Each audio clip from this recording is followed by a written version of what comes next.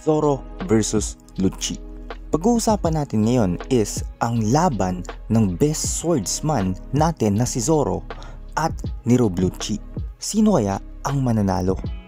May chance kaya ang awakened form ni Lucci sa flaming swords ng King of Hell na si Zoro?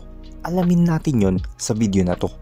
Sa chapter 1091, nagtaksil si Lucci sa temporary alliance nila ng Straw Hats at sinubukang atakihin si Vegapunk. Naharangan ito ni Stacy pero heavily damaged siya ng finger move ni Lucci at bumagsak. Nag-clash si Zoro at Lucci.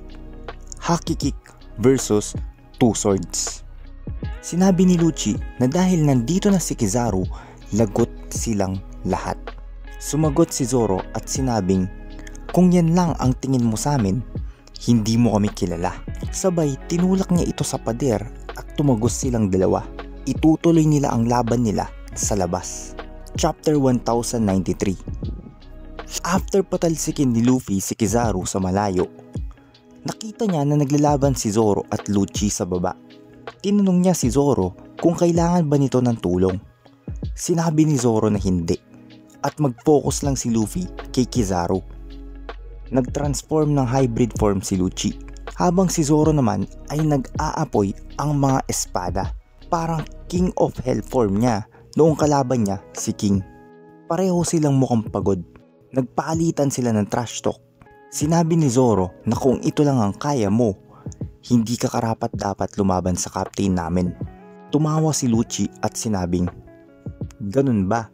Well, sulit naman talunin ang number 2 ng isang Yonko.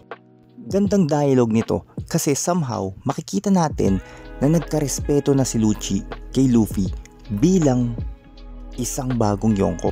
Then makikita din natin dito yung lakas at growth ni Zoro dahil pinoprovoke niya ang isang awakened Zoan user na parang wala lang.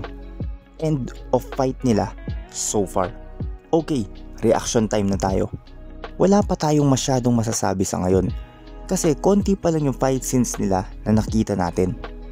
Siguro kung may makukomment lang ako, mukhang match sila so far at parehong nahihirapan.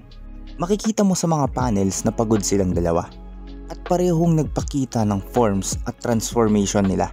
Si Lucci sa hybrid form niya, si Zoro naman nasa King of Hell flaming swords form. Kung akong tatanungin kung sino ang mananalo sa kanila, para sa akin si Zoro.